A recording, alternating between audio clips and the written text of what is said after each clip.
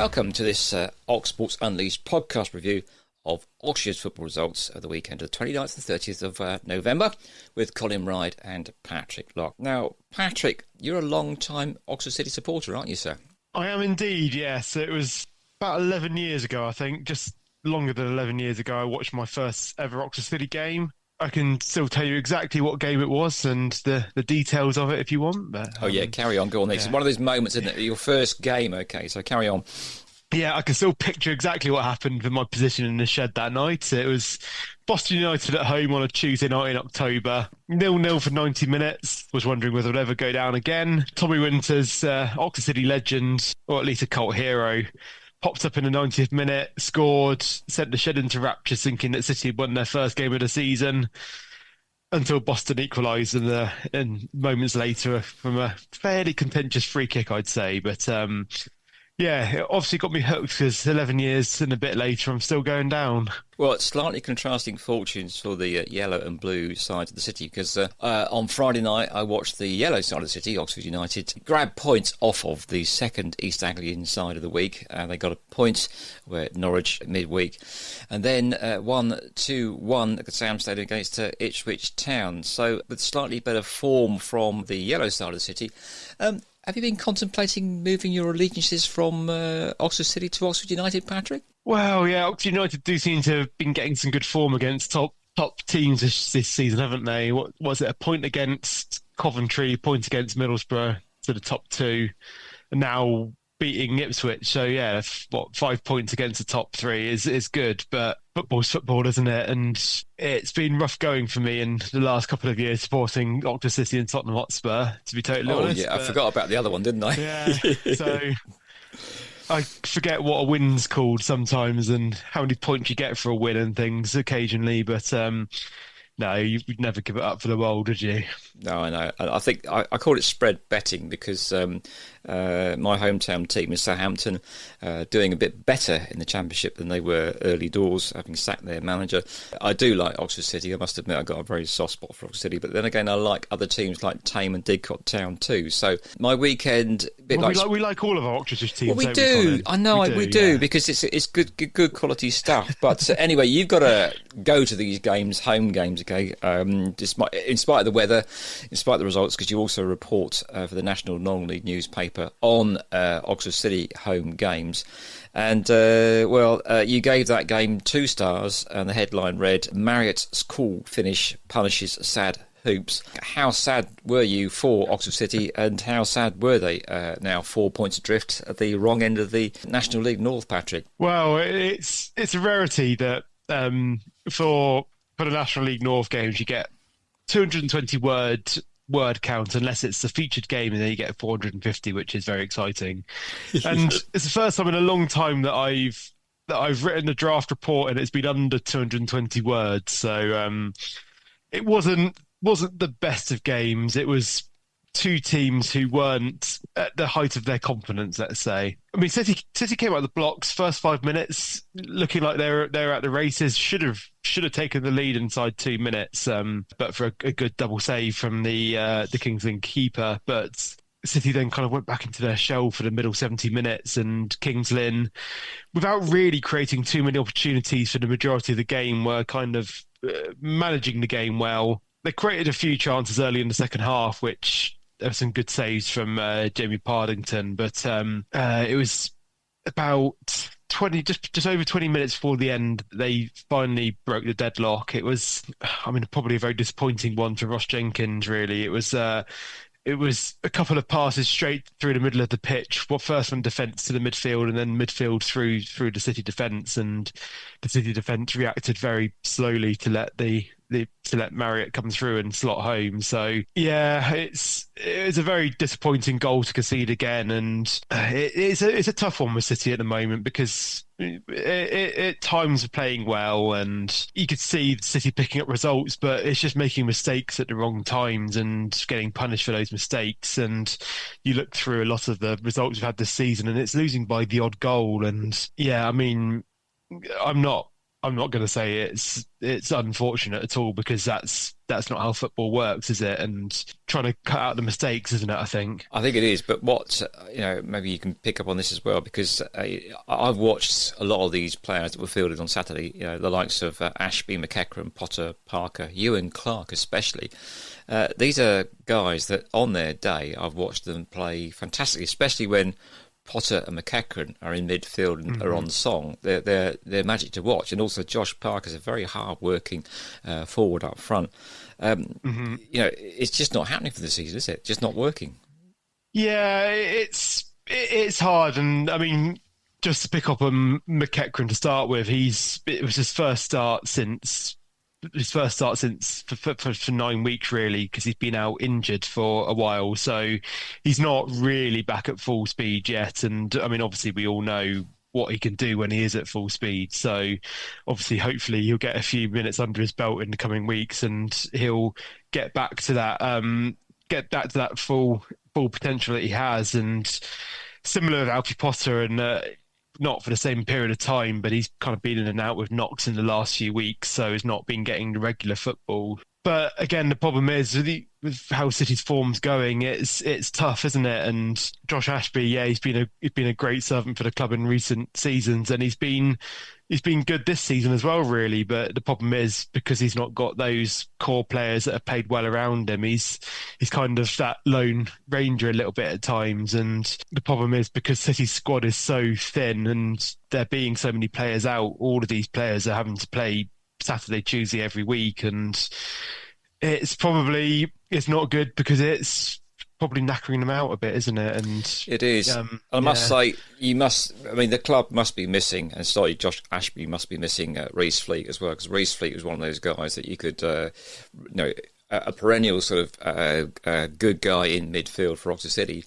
And you miss a player like that in the same way that Oxford United would miss Cameron Brannigan, I think, in midfield. He's out for a couple of weeks, but they turned it around on Saturday. But you don't want to miss players like Brannigan or Fleet from a team and not be able to replace them. Probably that's the problem, isn't it? One of the problems. You can't replace a guy like Reece Fleet. Well, absolutely, yeah. And I mean, he's played 450 games for City, so I mean that just tells you what you need to know about him, isn't it? That 3 or 4 different managers in a row have seen him as a really good player for City, and he's one of those players that probably he'll never put like a 9 out of 10, 10 out of 10 performance for you, but he's there solid 7, 8 out of 10 performance every week, and in the centre of midfield is probably quietly getting on with his job. And I always feel like centre mids are almost in the same category of referees, aren't they? That if you're not noticing them much, it means they're doing a really good job there, isn't it? Yeah, absolutely, yeah. I mean, losing Reece Fleet was always going to be massive, and probably Canis Carroll at the back as well was a big loss. But sadly, because of the way that City were going forward this year with the hybrid training model, it didn't work out for Reece and Canis, who have got full-time jobs. So but big misses, I think. Okay, so Banbury United, meanwhile, are doing well under Kelvin Langmead. They bounced back from a midweek defeat and got a good win at home on Saturday, Patrick. Yeah, absolutely. And we mentioned in the live show, didn't we, on Thursday, about that defeat at Real Bedford, and that Real Bedford are one of those teams who is probably not really a disgrace losing to at the moment, because I know there's a fair bit of money there at least, and they're flying high. So to lose to them isn't particularly a bad result. But like you say, they got back to winning ways on Saturday. Admittedly, it was against bottom of the league Stamford. We've seen many clubs, don't we, where you struggle against the teams lower down the pyramid than you do higher in the pyramid. So I'd always say that bottom of the league's a bit of a banana skin. So yeah, good win for them there. Josh Flanagan scored just a minute before half time, and Keegan Bloom with 10 minutes to play. So it's a nice 2-0 win there for them, which takes them back up to 10th in the Southern Premier Central. Yeah, and we can now hear from Kelvin Langmead talking to Dave England after that game. Your assessment of today's game and how your team has bounced back from that defeat on Tuesday? Well, it wasn't a great game, was it? Certainly first half, probably the worst we've been all season. Just off it in every way, in every department. But found ourselves 1-0 up at half time, and that probably was the only positive of the first half. But fair play to the lads. We didn't play well today. It wasn't a great game, but maybe that's also a sign of how things have turned, that we played pretty poorly overall and managed to win the game 2-0. So result obviously is everything. I'm really delighted with the clean sheet, and we had to grind it out. It wasn't a pretty game, but another really valuable 3 points. Was it the sort of game you sort of anticipated it would be, particularly with Stamford having come into this game off the back of a good win in the week against Kettering, despite the fact they are bottom of the table? Yeah, they're difficult ones because at home, bottom of the league, sometimes mentality-wise, you just drop your standards slightly. You think it's going to be a little bit easier than the recent weeks, but we tried to really drum that into them before that wasn't the case. They'd had a really good win against Kettering. Ourselves, really, at that point, were only 3 points above 18th, so it could flip back the other way really quickly if we didn't get some more results on the board. So, we did drum that into them, and look, we were off it first half, but I said to them at half-time, look, we've been fantastic for the first part of this month. I'll give you that. There's a bad 45 there, but I don't want another bad 45. I'll give you that because you've been excellent, and all teams, when they're playing well, eventually have a little bit of a dip. But we need to make sure that doesn't continue into the second half. And it was a grind. We had to grind it out, but delighted with the result. Did you think possibly second half, I should say, you could have had a few more goals maybe to show for it? Yeah, well, we made the decision at half-time that maybe we needed to just press them a little bit more than we were, just slightly tweak it and put them under a little bit more pressure, and we did. But it also meant the game opened up a little bit, but that tends to suit us. So as long as we were on it at the back and we kept our concentration, we knew we'd get chances. And I think as the sort of last 15, 20 minutes went on, and they needed to then push a little bit more, we did. We started to cut them open. We started to see the best of us. We were just maybe not quite clinical, but like I say, to win 2-0 on difficult conditions, difficult game for us. But again, I said to them before the game, this is a huge test for us. Bottom of the league at home, on paper, should easily be a winnable game. But you still have to go and do all the stuff you've done before, all the hard work, the discipline, keep your shape, do all the fundamental basics that we ask of you. And on the whole, we've ground out the result. Performance could have been much better, but like I say, result delighted. No Alex Prosser, no Yawafusu again today. Yeah, still feeling the injuries or the knocks that they had from the previous game. So, again, it's just being cautious. It's a long old season. We've played an awful lot of games already, and we're not even halfway through. So, as frustrated as it will be for them, they're obviously desperate to be involved. Sometimes it's just a case of being cautious. There's loads of games left to play. Let's get you right. Let's look after you, and hopefully they'll be back in contention for next week. What's the situation with Jonathan Lawson? Because led to believe that he's now gone back to Watford. Yeah, they've recalled him. Which, I wanted to keep him, but I understand from his perspective and from Watford's, over the last month, we've shifted our shape. We've our wide forwards have sat a lot deeper, which isn't John's natural game. So he sort of found himself out of the team. But I wanted to keep him because he can do what he did when he came on against Corn. He's such a threat with his pace. But part of his development is he needs to play, and obviously at this point he wasn't. I chats with him about it. I understood his frustrations. I just felt like, I think I said when he came on and scored against Corn, as young players there's a lot of off the ball stuff they need to learn. I didn't feel that was John's strength, which is why he wasn't playing, but he could come on and be absolutely devastating, couldn't he? So but I understand it. So unfortunately, they recalled him back in down to Watford. So unfortunately that's the case. Would it be a loan move that you'd look to maybe reinvest in the future with Jonathan Lawson, or would that now be gone? No, look, any player that's come in, even young Marcel who came from MK, I'm constantly monitoring their situation. John will be no different. He was a great lad. He fitted in really well. He handled not playing as much as he would like really well as well. So there was a maturity to him. So absolutely. And we're always on the lookout for that. I said really, really early on in all of this that I wanted young, hungry players to come to the football club. And that might not necessarily be signed. That might be loan players. So he certainly fits that bill, and will be one that will stay on the radar. And if it isn't Jonathan Lawson, would you be looking to get somebody in to fill that position in your squad, that opening that maybe now has arisen? Well, look, we've obviously been a couple of bodies down today through injuries. It's that time of the year. We've come through an awful lot of games. Pitches get heavier, so suspensions kick in and all that kind of stuff. We've had a couple of those over the last few weeks, and I think that was Pete's 5th yellow as well, so he'll be missing for Saturday. So we're always on the lookout to try and add to us, to bring in, to improve us, so that will continue. You've got a free week before you go to Redditch next week. They've had a fair old thrashing this afternoon. you'll probably be expecting some sort of response, won't you, when you come a-calling? Yeah, I don't know if it's a good thing, is it? No, look, I did see the result, to be fair, and I stood waiting. So, yeah, unbelievable result for Spalding. But they'll be a bit of a wounded animal, won't they? And they're up at the top half, in the top six for a reason. They're a good side. So we'll have to go there and we'll have to match them for sure. And it's going to be another game on an artificial pitch. It is, but the lads, they get used to it now at this level. There are so many of them, so it shouldn't change too much. We train on an artificial pitch every now and then as well, just to keep the boys on it and used to that kind of difference in surface. So, but as of right now, really, really pleased, and we'll worry about Saturday then. So what's going to be the approach this week with a free week? Two nights of training they're going to be in?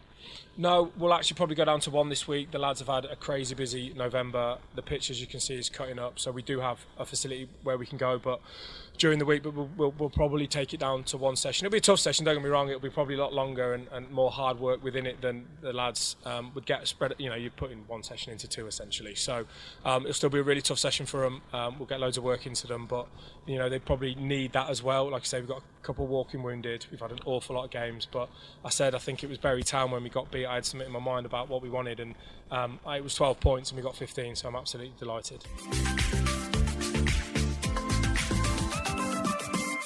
So thanks there to Dave England for that interview with Kelvin Langmead. And we should also just mention the fact that Banbury United are on the fundraising trail. They've produced a professional video about their club called Our Club, Our Town. It's on YouTube. Look it up. It's a very good interview about behind the scenes, the amount of work that goes in behind the scenes for any football club, whether it's Oxford City, Didcot Town, Tame United, because they rely on volunteers. It takes a lot of cash to run a football club at any level these days. We talked before about the fact that the likes of Didcot Town have had to travel down to Cornwall 2 or 3 times this season so far. Coach travel, overnight stays cost an absolute fortune these days for anybody, let alone fans travelling to run a football club is very, very expensive.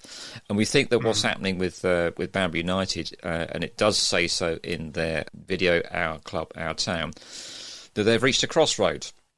The ground was sold, I think, about quite a while back now to property developers. They now only have a 1-year rolling lease on the ground that they're in currently in Banbury, which means they can't really put a lot of cash into the club as it stands. They can't also go and put in for funds, sporting funds, because they don't own their ground. So in a real catch-22 position. They're currently community-owned, so it's fan-owned club, but they're looking at moving away from that to find a sponsor in some way, someone that will come in and put some cash into the club and enable them to move away to own their own ground. Now, we've been with Oxford City in the ups and downs. We know all about their financial crisis, so we can sympathise with Banbury United in their plight, which is probably in some ways slightly worse than Oxford City's, but we wish them luck, don't we, Patrick? Oh, absolutely, yeah. And you don't want to see any club having issues, do you? And you want the best for everyone, and it's really tough at the moment, isn't it, with the rising costs of everything. And even at non-league level, it costs a lot of money nowadays to run everything, and like energy prices for floodlights and cutting the pitch, things like that. The floodlight thing's interesting because in the Our Town, Our Club thing, one of the former players said that way back when floodlights were a bit of a myth, they used to start winter games at 2:00. So they could actually make sure they could finish it before it got too dark. I'm not sure that they're going to see that happen, but well, I know certainly with local leagues, the Oxfordshire Senior League, as the later the games get into the winter, the earlier and earlier the kick-off times get these grounds which don't have floodlights. So yeah, it's a luxury we don't need to worry about nowadays, isn't it? Well, we don't need to worry about them as supporters. It costs a lot of money as a football club to run them, doesn't it? It does indeed. So if you want to see more about Banbury United and also take a look behind the scenes about how much work goes into running any football club at this level, then check out Our Town, Our Club on YouTube. It's well worth watch. Okay, so no game for Tame United. Unusually, I mean, normally when you wake up and you see the rain is pouring down, you expect Banbury United's game to be called off. But Tame United have suffered a few delays or cancellations as a result of the poor weather recently. The home game was cancelled. They've got a few games in hand. They are mid-table, so they'll be able to catch up, hopefully, and put some more points on the board. Meanwhile, Jamie Heapy had a home game, and he probably wished that one was called off as well, Patrick. Yeah, obviously it's been a bit of a topsy-turvy season for Didcot, hasn't it? And a bit the same plight as Oxford City, really, in that they're travelling the length and breadth of the south of the country every other weekend to play their games. And I mentioned in last week's episode with Blake about how it's crazy, really, at that level, that as a team having to make those number of journeys every week, and it feels almost ridiculous at Oxford City's level, step 2, to be travelling that far in the north. But to think that 2 leagues below, you've got similar leagues where people are making that sort of journey every other week, it's a big ask. And considering their start to the season, Didcot have done amazingly well to get themselves where they are now. But as you say, Frome Town visited the Loop Meadow on Saturday. It was an even game-ish for the first 70 minutes, but it was 2 goals in the final 20 minutes, which is the difference between the sides. The opener coming on 70 minutes, and then the second goal coming right on time. So it wasn't too much between the teams there. Didcot have dropped down to 17th again in the league, a couple of places above the relegation spots, but it is still very, very tight, as we mentioned in recent weeks. So still a win or 2 might get you at the table quite significantly. Yeah, but quite a contrast in form, really, because Frome Town are second in the Southern Division 1 Central South on 42 points. Their goals against is just 10. That gives you some idea about how good they are, whereas Didcot Town's goals against is 39. So 42 points versus 17. It was always going to be a tough task for Didcot Town. But again, if you look at that league, Frome Town came up from the West Country. You've got Bishop's Cleaver, Exmouth Town in that league. You've got Mousehole down in Cornwall. You've got Falmouth Town as well.